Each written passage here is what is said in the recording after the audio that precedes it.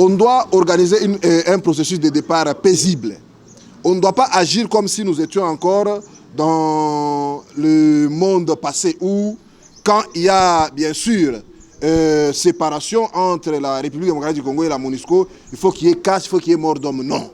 Nous devons agir de notre côté, nous citoyens congolais, comme des citoyens civilisés.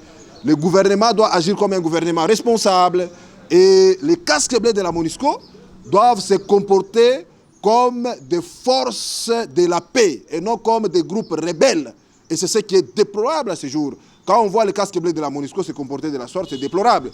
Et bien sûr, nous aussi, comme citoyens congolais, nous sommes appelés à mettre de l'eau dans notre vin pour dire nous sommes appelés à avoir un comportement modéré pour ne pas pousser ces gens-là aussi à avoir raison. Parce que ce que les gens ne doivent pas oublier, que les casques bleus de la MONUSCO, ce sont des militaires. Et un militaire est formé par rapport aux tactiques et techniques militaires. Et que disent leurs tactiques et techniques militaires? Lorsque un militaire se retrouve face à un danger de mort imminent, il est appelé à éliminer le danger en premier.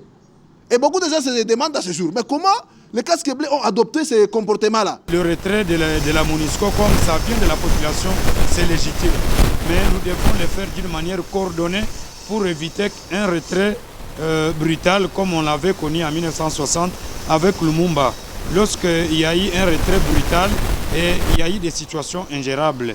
Et n'oubliez pas que s'il n'y a pas un plan bien approprié avec le Conseil de sécurité des Nations Unies, ça risque aussi de fragiliser le processus électoral en 2023 parce que la MONUC ou la MONUSCO, l'ONU, n'a pas le mandat de s'attaquer ni aux groupes armés ni à un État.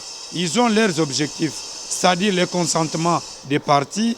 Ils ont aussi une mission d'assurer les actions humanitaires et aussi, même pour attaquer, il faut au moins en cas en cas de légitime défense. Donc la responsabilité d'assurer la sécurité à l'est du pays ou dans notre pays ne relève pas de la MONUSCO, mais ça relève d'un État souverain qui est la RDC.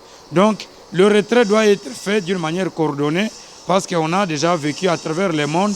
Et au Mali, on vient de suspendre l'amunissement. Au Rwanda, on n'en parle même pas. Ici, dans le Haut-Katanga, il n'y a pas la MONUSCO. Dans le Kassai, il n'y en a pas. Mais on doit le faire d'une manière coordonnée pour que nous puissions aussi avoir un retrait pacifique, un